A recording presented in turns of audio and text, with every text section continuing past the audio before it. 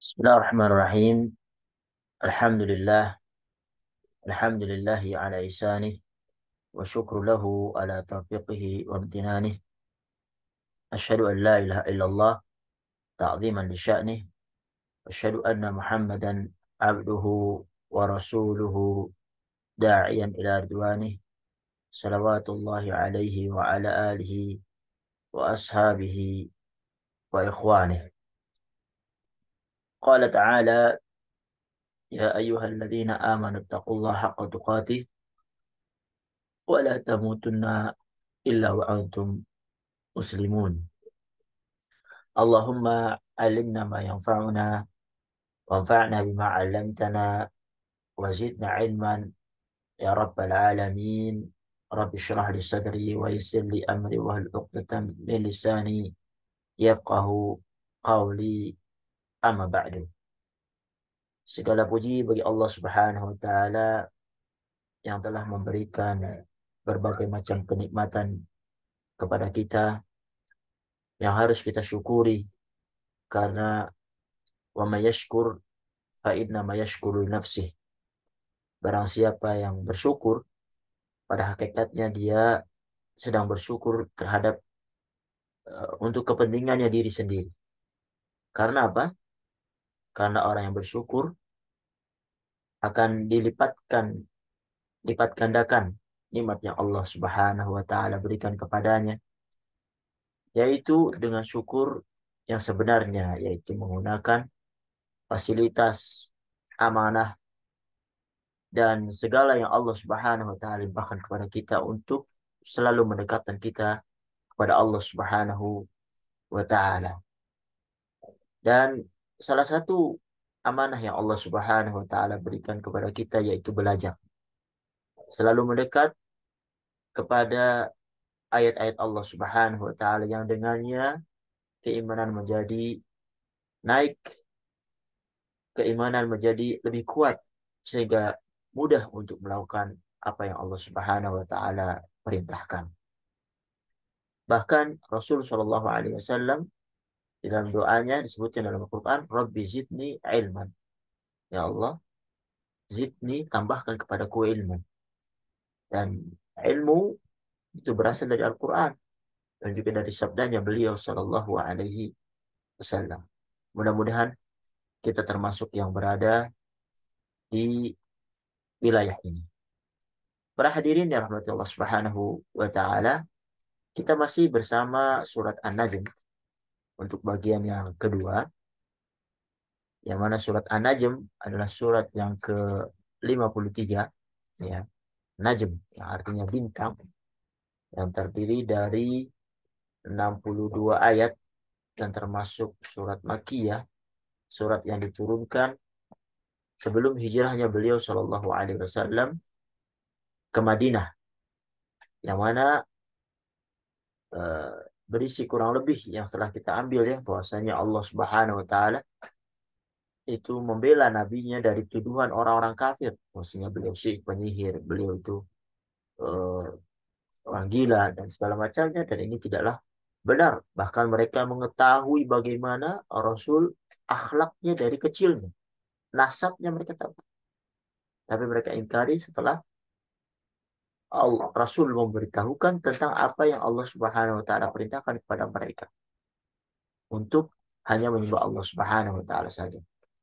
Dan pertemuan yang lalu juga menjelaskan tentang bahwasanya Al-Qur'an itu wahyu yang berasal dari Allah melalui perantaraan Jibril yang disampaikan kepada Muhammad SAW, dan juga penyebutan tentang proses daripada turunnya wahyu kepada beliau SAW, kemudian tentang penyebutan batilnya atau tidak benarnya sesembahan kaum musyrikin,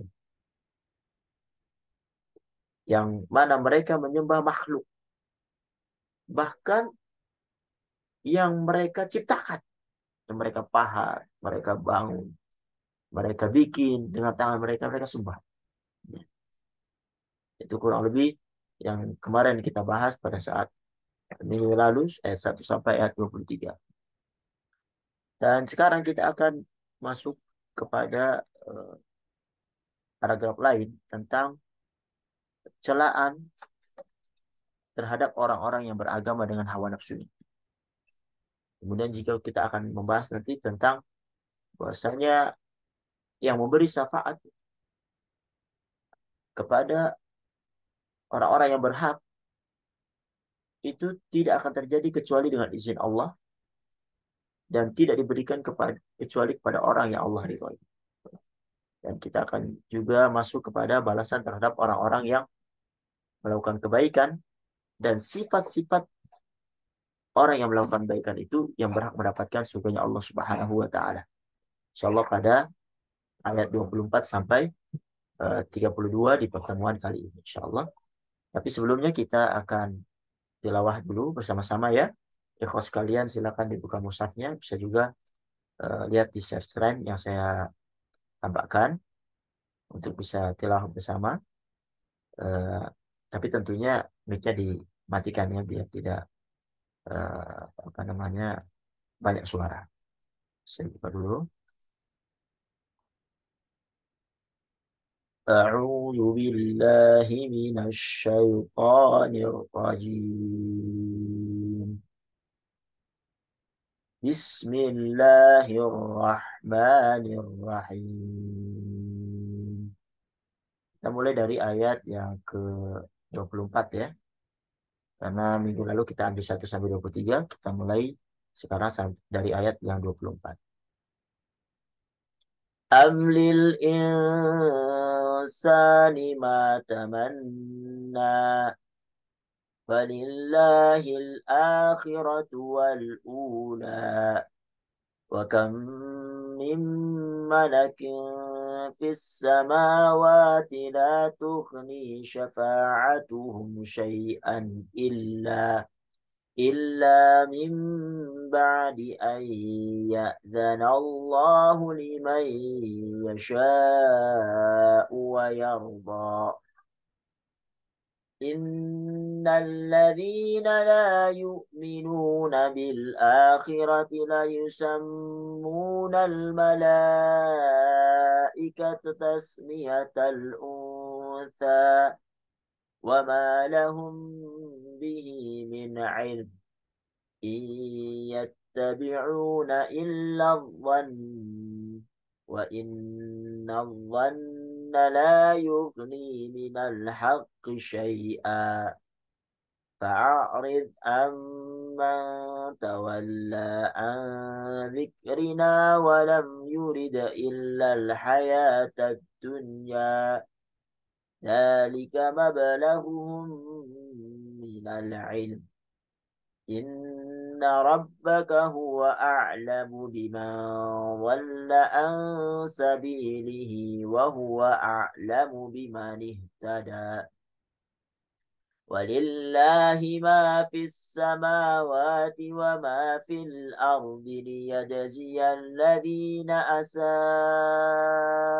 بما عملوا ويجزي الذين أحسنوا بالحسنى الذين يجتنبون كبائر الإثم والفواحش إلا اللمم إن ربك واسع المغفرة هو أعلم بكم إذ أنشأكم من الأرض وإذ أنتم أجنة في بطون أمهاتكم فلا تزكوا أنفسكم هو أعلم بمن اتقى. Yang kita cukupkan sampai ayat yang ke-32. Di ayat yang ke-24 ini Allah Subhanahu wa taala sebutkan amlil insani ma tamanna, ataukah atau apakah manusia itu akan mendapatkan segala yang dicita-citakannya. Dan ayat ini bantahan terhadap orang-orang kafir. Karena apa? Karena mereka itu beragama dan beramal mengikuti hawa nafsu mereka. Dan tidak diperkenankan beragama sesuai dengan hawa nafsu. Tapi harus beragama dengan dalil, dengan yang Allah Subhanahu wa taala turunkan dan yang dicontohkan oleh beliau Shallallahu alaihi wasallam. Al-Imam Ibnu Ashur menyebutkan uh, tentang ayat ini, qusida bihi ibtalu nawalil insan ma yatamannahu wa yaj'ala ma yatamannahu ba'ithan an a'malihi wal mu'taqadatihi bal alaihi ayatatallabul haqq min dalailihi wa alamatihi wa in khalafa ma yatamanna. Jadi Ibnu Ashur menyebutkan yang dimaksud dengan ayat ini adalah membantah keyakinan seseorang, ya, yang menjadikan akidah dan cara beragama itu mengikuti hawa nafsu mereka. Padahal beliau menyebutkan yang benar adalah hendaknya dia itu mengikuti kebenaran. Ayatatallab al-haq min dalailihi. Yani, mengikuti kebenaran sesuai dengan dalil. Meskipun dalil itu menyelisih hawa nafsunya. Dan orang-orang kafir tidaklah memiliki tujuan yang jelas dalam menyembah berhala-berhala mereka, kecuali mereka sesuai hawa nafsunya mengharapkan syafaat dari berhala-berhala yang mereka sembah di hari kiamat kelak.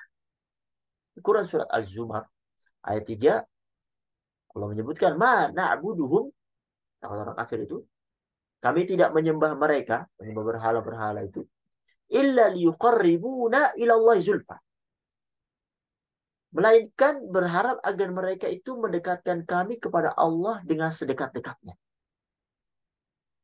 Jadi mereka menjadikan berhala-berhala itu sebagai al-wasi, sebagai pemberi syafaat, seolah-olah mereka tidak bisa langsung memohon kepada Allah.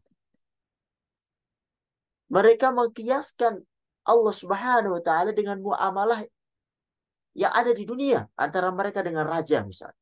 Perlu pemberi syafaat agar apa yang mereka sampaikan, mereka inginkan itu sampai kepada Allah Subhanahu wa taala, disampaikan oleh orang yang dekat dengan Allah.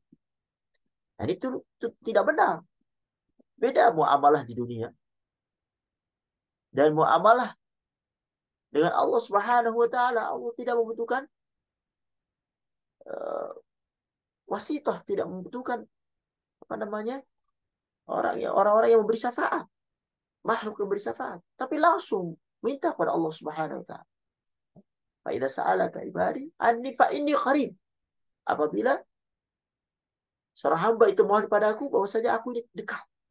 Ujibu da'wat da'i da'a. Aku memberi jawaban terhadap orang-orang yang berdoa kepadaku.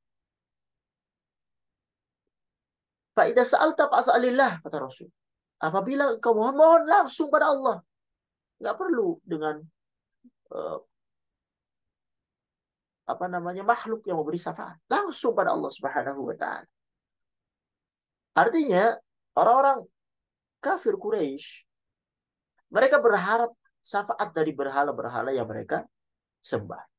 Di Quran surat Yunus ayat 18, wa yaquluna haula'i syufa'auna indallah.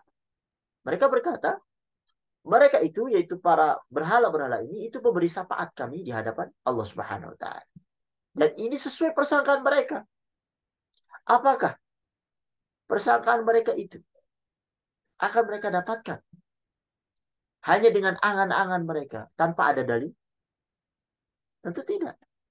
Bahkan ini merupakan suatu kesyirikan ketika menjadikan Allah Subhanahu wa taala diduakan kepada makhluk yang Allah tidak memberikan kepadanya hak untuk memberi syafaat.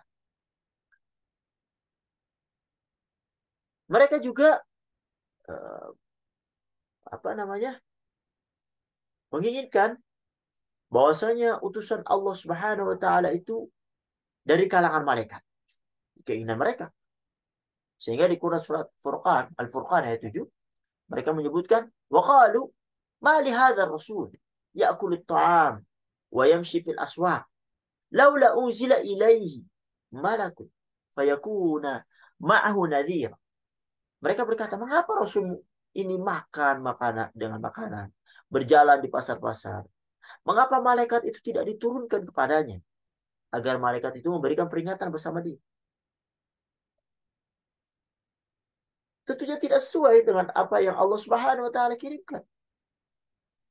Mereka menginginkan itu, tapi Allah Subhanahu wa taala menginginkan yang lain. Maka apa yang ada di sisi Allah itu lebih dikedepankan daripada keinginan mereka dan keinginan kita. Mereka juga menginginkan agar utusan Allah itu bukanlah Muhammad, tapi orang lain dari negeri lain. Dan ini tidak dipenuhi oleh Allah Subhanahu wa taala. Jadi intinya seseorang yang beragama dan mengikuti hawa nafsunya itu seperti beragamanya orang-orang kafir. Dan ini kesalahan yang besar. Jadi yang benar hendaklah seorang di dalam beragama mengambil akidah dari Quran dan hadis, mengikuti apa yang Allah Subhanahu wa taala turunkan dan diajarkan Rasulullah sallallahu alaihi wasallam walau menyelisihi hawa nafsu. Oleh karenanya, amlil insani matamanna. Atau apakah manusia itu akan mendapat segala yang dicita-citakannya? Tentu tidak. Ketika tidak sesuai dengan apa yang Allah Subhanahu wa taala turunkan. Bahkan Allah melanjutkan, "Falillahil akhiratu wal ula." Tidak. Maka bagi Allah kehidupan akhirat dan kehidupan dunia. Jadi kehidupan akhirat, kehidupan dunia hanya milik Allah Subhanahu wa taala. Maka apa? Maka manusia harus mengikuti aturan-aturan Allah. Terutama di dalam urusan akidah, di dalam urusan keyakinan. Dan ini sangat urgent supaya seorang itu bisa selamat sesuai yang diinginkan Allah Subhanahu wa taala. Kemudian Allah lanjutkan tentang bantahan terhadap orang-orang kafir yang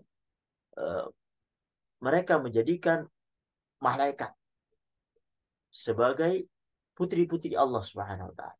Dan ini tidak benar. Wa kam min malakin fis samawati la tughni syafa'atuhum syai'an. Dan berapa banyak malaikat di langit, syafaat mereka sedikit pun tidak berguna. Illa min ba'di ayyadhanallahu liman yasha'u wa yarda. Kecuali sesudah Allah mengizinkan bagi orang yang dikehendaki dan diridhoinya. Ayat ini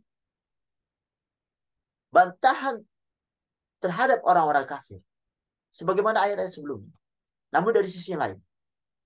Mereka sangat berharap untuk mendapatkan syafaat-syafaat dari berhala-berhala mereka. Di ayat yang sebelumnya. Di ayat ini mengajak agar mereka berpikir. Ya, betapa banyaknya Allah menciptakan malaikat. Tidak satu pun dari mereka yang memberikan manfaat dengan memberikan syafaat kepada orang-orang kafir. Kecuali setelah mendapatkan izin dari Allah. Dan Allah Subhanahu wa taala menghendakinya. Dan Allah ridho kepadanya. Walaupun mereka menyangka bahwasanya malaikat ini dekat dengan Allah. Bahkan mereka menyebutnya putri-putri Allah. Sehingga apa? Sehingga mereka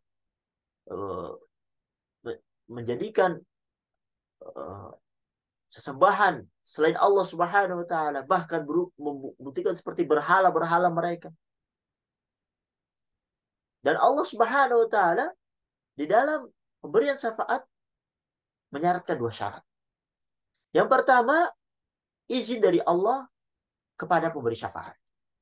Dan yang kedua, ridho Allah kepada orang yang diberikan syafaat. Jadi dua syarat ini jika tidak terpenuhi, maka Allah tidak akan memberikan syafaat. Di samping itu, ayat ini bukannya bermaksud bahwasanya malaikat memberi syafaat kemudian ditolak, bukan. Namun maksudnya, malaikat pun tidak berani memberikan syafaat kecuali dengan izin Allah. Ya. Karena malaikat adalah makhluk Allah. Mungkin memberikan syafaat, tapi dengan izin Allah.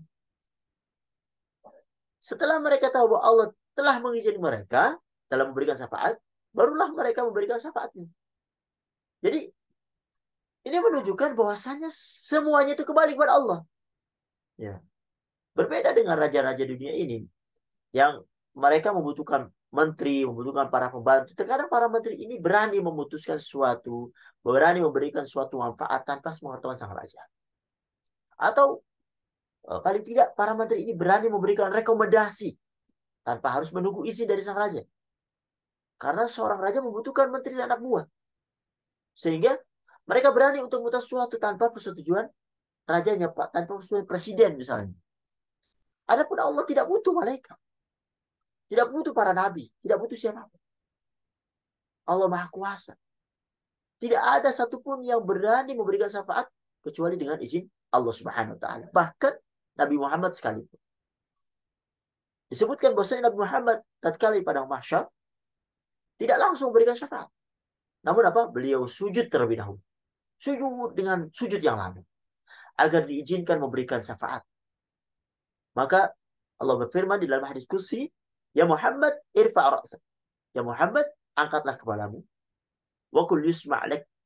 Berkatalah engkau akan didengar. Wasal tu'ta. Mintalah engkau akan diberikan. Washfa' tusyaffa'. Berilah syafaat, engkau pun akan diberi syafaat. Barulah beliau meminta kepada Allah Subhanahu wa taala. Bahkan para malaikat pun mereka menginginkan agar kaum muslimin itu diampuni.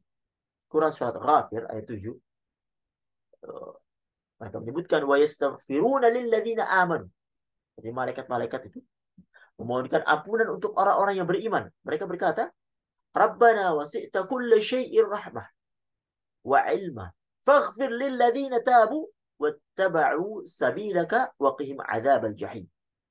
Ya Tuhan kami, rahmat dan ilmu yang ada padamu itu meliputi segala sesuatu. Maka berilah ampunan kepada orang-orang yang bertobat dan mengikuti jalanmu dan berilah mereka dari azab yang menyala-nyala. Hal ini menunjukkan bahwa mereka sangat sayang kepada orang-orang yang beriman. Namun mereka tidak mampu memberikan syafaat kepada orang-orang beriman kecuali setelah mendapatkan izin dari Allah Subhanahu wa taala.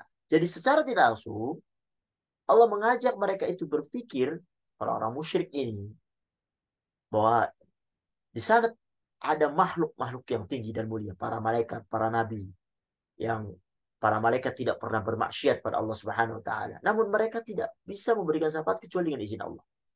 Lalu bagaimana dengan patung-patung mereka yang mereka sembah, yang tidak bisa berbuat apapun? Bahkan mereka buat patung itu dengan tangan mereka sendiri. Lalu mereka mengharapkan syafaat dari benda-benda tersebut. Ya.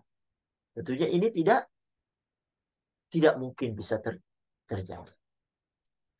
Innal ladzina la yu'minuna bil akhirati la yusammuna al malaikata tasmiyatal unsa. Sesungguhnya orang-orang yang tiada beriman kepada kehidupan akhirat, mereka benar-benar menamakan malaikat itu dengan nama perempuan. Ya. Maksudnya adalah orang musyrik, orang musyrik Arab dan para penyembah berhala, mereka menamakan atau menyifati para malaikat itu dengan sifat-sifat kewanitaan. Ya. Karena mereka berkeyakinan bahwasanya berhala-berhala mereka seperti Lata, Al-Uzza, Manat adalah putri-putri Allah. Dan juga mereka berkeyakinan bahwasanya para malaikat adalah putri-putri Allah. Di Quran surat Az-Zukhruf ayat 19, "Wa ja'alul malaikata alladzina hum ibadur rahman inatha. Asyahidu khalqahum satuktabu syahadatuhu wa yus'al." Dan mereka menjadikan malaikat-malaikat itu hamba Allah yang Maha Pengasih itu sebagai jenis perempuan. Apakah mereka menyaksikan penciptaan malaikat-malaikat itu? Kalau akan dituliskan kesaksian mereka dan akan dimintai pertanggungjawaban. Wa ma lahum bihi min ilm. Dan mereka tidak mempunyai suatu pengetahuan pun tentang itu. Iyattabi'una illa dhann wa inna dhanna la yughni min al-haqqi syai'an. Mereka tidak lain hanyalah mengikuti persangkaan, sedangkan persangkaan itu tidak berfaedah sedikit pun untuk terhadap kebenaran. Jadi ayat ini menjelaskan kepada kita tentang bahayanya membangun akidah di atas dugaan dan prasangka. Katanya batu ini bisa begini, bisa begitu, pohon ini bisa begini, bisa begitu. Allah Subhanahu wa taala mencela orang-orang yang berbuat demikian. Beragama dengan dugaan-dugaan. Oleh karenanya, fa'arid amman tawalla an dzikrina wa lam yurid illa al-hayat ad-dunya. Maka berpalinglah wahai Muhammad dari orang-orang yang berpaling dari peringatan kami dan tidak menginginkan kecuali kehidupan dunia. Orang-orang musyrik, orang-orang kafir, mereka hanya memikirkan kehidupan dunia. Mereka tidak ingin mendengarkan Al-Quran. Karena apa? Karena di dalam Al-Quran terkandung peringatan tentang kehidupan akhirat. Mereka mengingkari akhirat. Mereka tidak menginginkan kehidupan kecuali kehidupan dunia saja. Sehingga mereka bersenang-senang, kemudian mereka meninggal tanpa ada pertanggungjawaban sedikit. Dan ini tidak benar apa yang mereka rasakan. Oleh karenanya, Allah katakan kepadanya, fa'arid antam man tawalla. Jadi berpalinglah Muhammad dari orang-orang yang berpaling dari al-dzikrina, dari peringatan kami, yaitu orang-orang yang hanya mementingkan dunia daripada akhirat. Karena apa? Karena dunia itu dzalika mablaghu minal ilm. Itulah sejauh-jauh pengetahuan mereka. Inna rabbaka huwa a'lamu biman dhalla an sabilihi wa huwa a'lamu biman ihtada. Dialah Allah Subhanahu wa taala yang paling mengetahui siapa yang tersesat dari jalannya, dan dia pula lah yang paling mengetahui siapa yang mendapatkan petunjuk. Al-Imam Ibnu Atiyah rahimahullah menyebutkan di dalam tafsirnya Muharrar al-Wajiz bahwasanya ilmu itu terbagi menjadi dua. Ilmu yang berkaitan dengan dunia dan ilmu yang berkaitan dengan akhirat. Dalam Islam kita dituntut untuk mempelajari keduanya. Nabi Shallallahu Alaihi Wasallam menyebutkan, ala ma yang fa'u. Bersemangatlah pada perkara yang bermanfaat bagimu. Umum di sini, manfaat dunia atau ukhrawi. Kita dianjurkan untuk mencari ke dunia dan keduanya. Bukankah kita berdoa Rabbana atina fid dunya hasanah wa fil akhirati hasanah wa qina adzabannar. Ya Allah, berikan kepada kami kebaikan dunia. Berikan pula kebaikan di akhirat dan lindungikan kami dari siksa neraka. Di Quran surat Al-Baqarah ayat 201. Kita berdoa untuk kebaikan keduanya. Dan itu yang seharusnya dimimpikan oleh setiap orang yang beriman kepada Allah Subhanahu wa taala dan Rasulnya. Akan tapi orang-orang kafir ini, ilmu mereka itu hanya terfokus pada kehidupan dunia saja. Sedangkan untuk kehidupan akhirat, mereka tidak tahu apa-apa. Dzalika mablaghuhum minal ilm. Itulah kadar ilmu mereka. Ilmu mereka hanya sebatas ilmu dunia saja. Pakar di dalam kedokteran, pakar di dalam astronomi, pakar dalam segala macam ilmu, tapi mereka tidak tahu ilmu tentang akhirat sama sekali. Dan ini celaan kepada orang-orang kafir pun bisa jadi celaan kepada orang-orang muslim, orang-orang yang para muslimin yang mengikuti pemikiran seperti pemikiran mereka. Maka ini harus dihindari dengan peringatan yang Allah Subhanahu wa taala untuk tidak mengikuti orang-orang kafir dalam cara berpikir mereka. Orang-orang kafir tidak mau tahu tentang kehidupan di balik kehidupan dunia ini, dari kematian, kemudian dari kehidupan akhirat. Mereka akan dibangkitkan, akan ditanya, akan dimasukkan ke surga neraka. Mereka tidak pikirkan itu. Inna rabbaka huwa a'lamu biman dhalla an sabilihi wa huwa a'lamu biman ihtada. Dan sungguh Tuhanmu, Allah Subhanahu wa taala itu lebih mengetahui siapa yang tersesat di jalannya, dan dia pula mengetahui siapa yang mendapatkan petunjuk. Oleh karenanya, masing-masing dari kelompok ini akan mendapatkan balasan di sisi Allah Subhanahu wa taala. Yang mendapatkan petunjuk, Allah balas dengan surga. Yang tidak mendapatkan petunjuk, orang-orang yang tersesat, Allah balas dengan neraka jahanam. Dan Allah Subhanahu wa taala yang ada di muka bumi ini adalah miliknya. Karena Allah sebutkan walillahi ma fis samawati wa fil ardh. Dan hanya kepunyaan Allah lah yang ada di langit dan bumi. Jadi Allah bebas. Liyajziyal ladzina asa'u bima 'amilu wa yajziyal ladzina ahsanu bil husna. Supaya dia memberi balasan kepada orang-orang yang berbuat jahat terhadap apa yang mereka kerjakan, dan memberi balasan terhadap orang-orang yang berbuat baik bil husna, dengan pahala yang baik, yaitu surganya Allah Subhanahu wa taala. Para hadirin rahmati Allah Subhanahu wa taala, Yang ada di muka bumi ini, yang ada di langit, yang ada di yang kita lihat adalah milik Allah Subhanahu wa taala. Allah Subhanahu wa taala yang mengatur. Allah Subhanahu wa taala yang mempunyai kekuasaan. Allah Subhanahu wa taala memberikan arahan kepada kita untuk kita bisa hidup dengan cara yang Allah Subhanahu wa taala inginkan. Sehingga apa? Allah beri kebebasan untuk mereka memilih. Mereka memilih kesesatan, maka akibatnya mereka akan mendapat balasan sebuah penghinaan nanti di akhir kelak. Ketika mereka memilih jalan yang Allah Subhanahu wa taala luruskan, tegakkan dengan diutusnya Muhammad sallallahu alaihi wasallam, maka mereka akan mendapatkan al-husna. Itu balasan kebaikan. Ketika mereka dibangkitkan nanti di akhirat kelak. Dan ini sebuah pilihan sehingga manusia itu mempunyai iradah, mempunyai kemampuan untuk memilih. Sehingga mereka akan ditanya tentang pilihan yang mereka pilih. Lalu siapakah orang-orang yang mendapatkan al-husna itu? Disebutkan di ayat yang selanjutnya, yang akan mendapatkan al-husna, mendapatkan surga itu adalah orang-orang yang alladzina yastanibuna kaba'iral itsmi wal fawahish illa lamam. Yaitu orang-orang yang menjauhi dosa-dosa besar dan perbuatan keji yang selain dari kesalahan-kesalahan kecil. Inna rabbaka wasi'ul maghfirah, dan sesungguhnya Tuhanmu itu maha luas ampunannya. Huwa a'lamu bikum. Ya. Dan dia lebih mengetahui tentang keadaan. Id ansha'akum minal ard wa id antum ajinnatun fi butuni ummahatikum. Dia lebih mengetahui tentang keadaanmu ketika dia menjadikan kamu dari tanah. Dan ketika kamu masih janin dalam perut ibumu. Fala tuzakku anfusakum. Dan janganlah kamu itu menyatakan dirimu itu suci. Huwa a'lamu biman ittaqa. Dan dialah yang paling mengetahui tentang orang-orang yang bertakwa.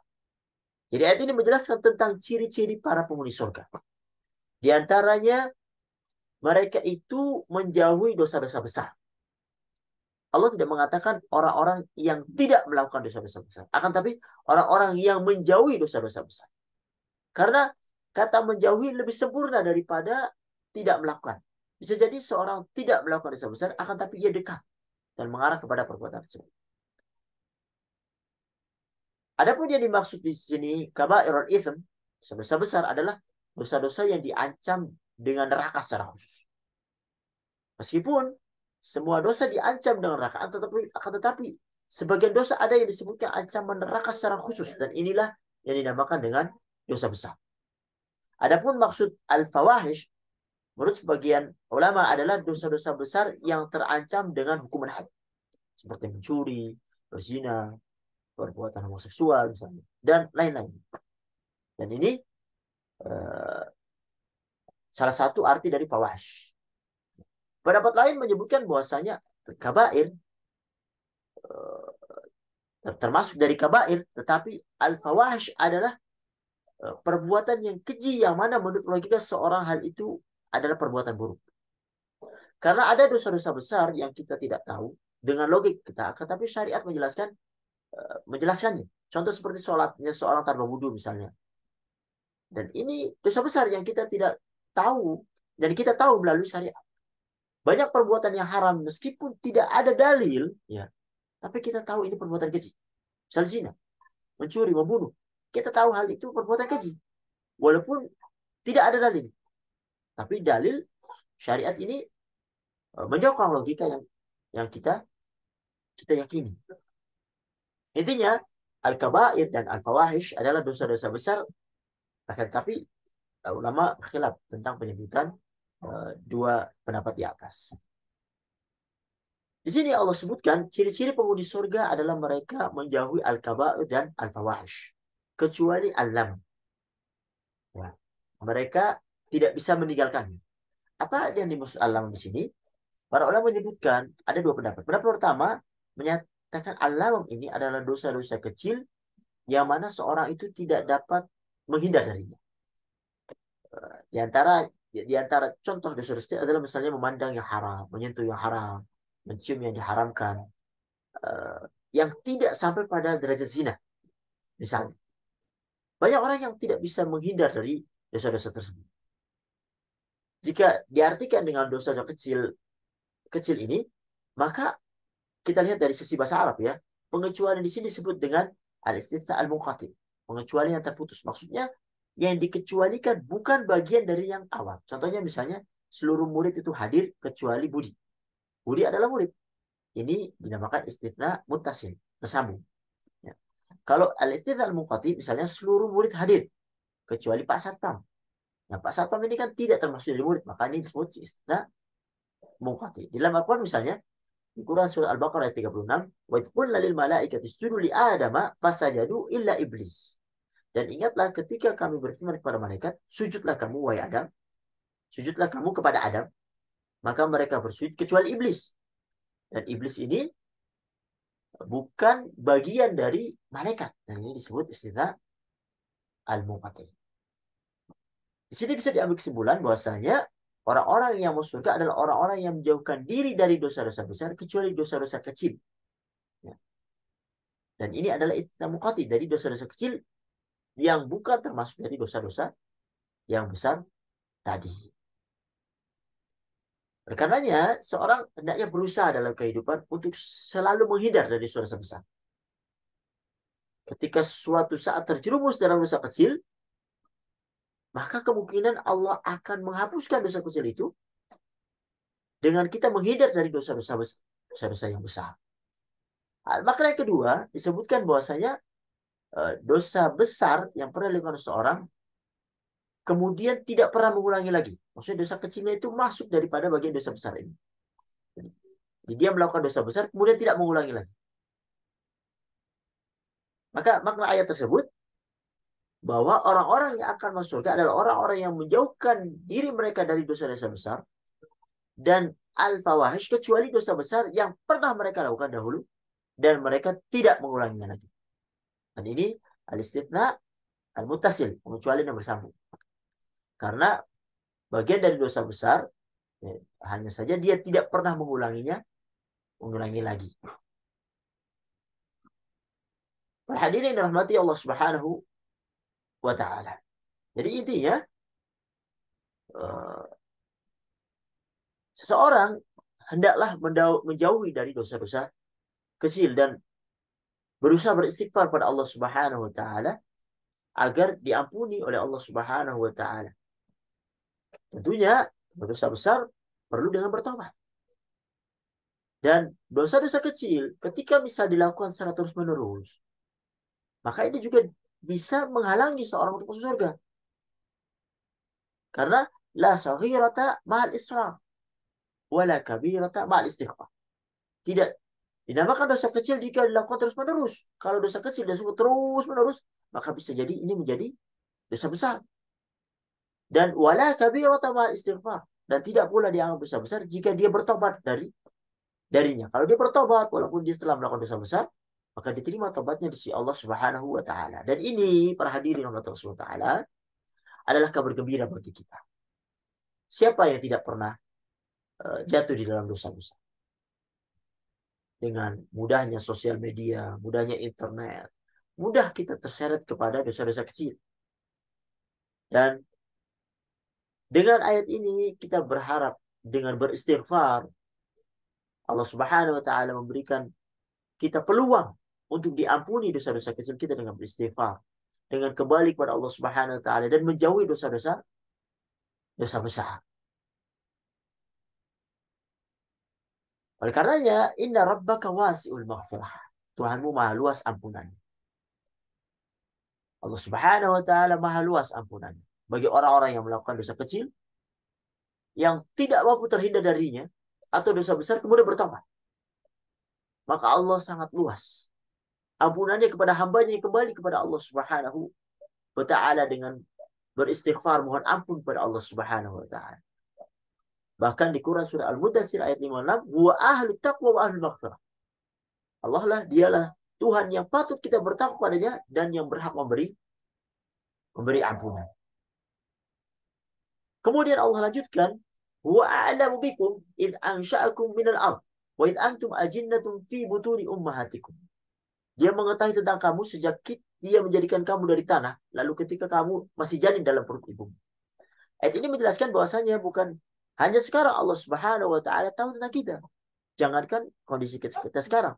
Waktu kita belum ada, Allah tahu. Saat kita masih berbentuk janin di dalam perut ibu kita, Allah Subhanahu wa taala tahu semuanya yang akan terjadi. Oleh karenanya, fala tuzaku anfusakum. Jangan kamu menganggap dirimu suci. Wa a'lamu biman ittaqa. Dia mengatakan tentang orang-orang yang bertakwa. Para ulama menyebutkan dengan dua tafsiran. Al-Ibnu Athur menyebutkan bahwasanya maknanya adalah janganlah kalian itu menganggap diri kalian suci. Baik dengan keyakinan, atau dengan perkataan, atau dengan isyarat yang menunjukkan seakan-akan kalian itu wali-wali Allah. Seakan kalian itu orang-orang saleh. Atau maknanya jangan kalian menganggap suci orang lain dengan mengatakan si fulan itu diridhai, fulan itu dimuliakan oleh Allah Subhanahu wa taala, si fulan itu masuk surga. Dan semua itu kita nggak tahu. Yang tahu hanya Allah Subhanahu wa taala. Allah lebih tahu siapa yang bertakwa. Allah lebih tahu siapa yang akan masuk surga.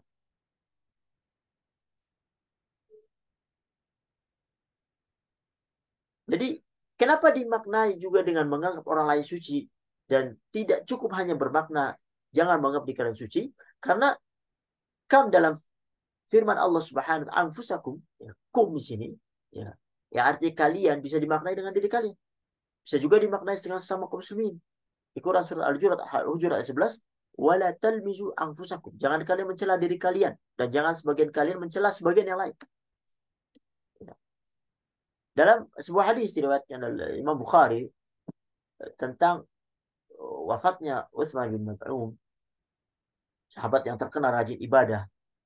Kemudian ada Ummul Ala, seorang wanita Ansar yang pernah berbaik pada Rasulullah SAW, mengabari bahwasanya para sahabat Ansar mengadakan undian tentang pembagian kaum muhajirin, yaitu pembagian untuk menjamu dan melayani kaum muhajirin. Maka Utsman bin Affan, salah satu seorang muhajirin, mendapat bagian untuk mereka jamu dan tinggal bersama mereka. Maka kami tempatkan beliau di dalam rumah kami, kemudian ia sakit dan menyebabkan sakit itu kemudian mereka mati. Kemudian ia meninggal dan dikafankan. Ya. Nah intinya adalah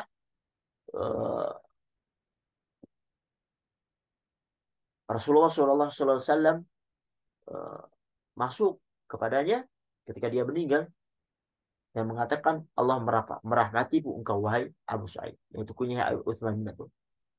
Dan aku bersaksi terhadap dirimu, sungguh Allah telah memuliakan. Ya, ya ini perkataan sahabiyah Ummul Ala. Seolah-olah menganggap Utsman bin Affan itu sebagai orang yang dimuliakan oleh Allah Subhanahu wa taala karena dia rajin ibadah. Kemudian Rasulullah Shallallahu alaihi wasallam menyangka ini, wa ma yudrik anna Allah qad akramah. Apa yang kamu ketahui? Maksudnya Allah telah memuliakan. Fakultu bi abi anti wa ya Rasulullah. Faman yukrimuhu Allah. Demi demi Allah, demi ya Rasulullah. Adapun dia demi Allah kematian itu, yakni dengan ayahku sebagai tebusannya wa Rasulullah, siapakah yang dimuliakan Allah? Dia bertanya. Rasulullah bersabda, amma huwa faqad ja'ahu al-yaqin. Wallahi inni la arju lahu al-khair. Wallahu ma'adim. Wa ana Rasulullah ma yuf'alu bihi. Ya. Rasulullah menyebutkan adapun dia demi Allah kematian telah merebutnya. Demi Allah sungguh aku berharap dia memperoleh kebaikan, berharap yang memperoleh kebaikan. Dan demi Allah saya tidak tahu bagaimana aku diperlakukan nanti sedang aku adalah Rasulullah. Makanya Ummul Ala menyebutkan setelahnya, wallahi la uzaki ahadan ba'dahu abadan. Demi Allah saya tidak akan mentazkiyah seorang setelahnya selamanya. Dan diketahui bahwasanya Utsman bin Affan itu dia murabit ya. Dia yang berjaga di perbatasan sewaktu perang. Dia yang melakukan ibadah-ibadah tapi tetap tidak berhak untuk mendapatkan tazkiyah dari uh, seorang yang belum mengetahui dan tidak mengetahui hakikat daripada yang gaib di sisi Allah Subhanahu wa taala.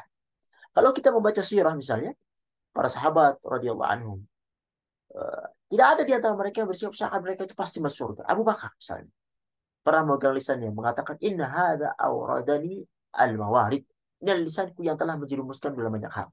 Kita tahu bahwa Abu Bakar sangat menjaga lisannya, tidak berkomentar sembarangan, posting sembarangan ya waktu itu. Tetapi tetap takut terhadap dirinya, tidak mau tazkiyah dirinya. Ketika Hudzaifah, yaitu sahabat Rasulullah SAW terkenal memegang rahasia Rasulullah SAW, dia tidak menyolati orang-orang munafik yang disebutkan Rasulullah padanya. Suatu waktu ada yang meninggal dan dia tergolong orang munafikin. Falam yusalli alaihi Hudzaifah. Hudzaifah tidak menyolatinya. Maka Umar berkata, Aminal qawmihu, apakah orang termasuk munafik? Maka Hudzaifah menjawab, iya. Maka Umar menyempatkan bertanya tentang dirinya. Billahi minhum ana. Apakah aku termasuk orang munafik? Qala la. Kamu tidak termasuk orang munafik. Walan ukhbira bihi ahadan ba'dak. Dan aku tidak akan mengabarkan kepada seorang pun setelah engkau. Umar masih khawatir dirinya termasuk orang-orang yang munafik. Padahal beliau berjihad. Amalan luar biasa. Tapi dia uh, tidak mentazkiyah dirinya untuk menjadi orang-orang yang dimuliakan Allah Subhanahu wa taala. Bahkan di sebuah hadis Rasulullah telah menyebutkan walladzi nafsi biyadi ma laqiyaka syaitanu qattun salikan fajjan illa salaka fajjan ghaira fajj.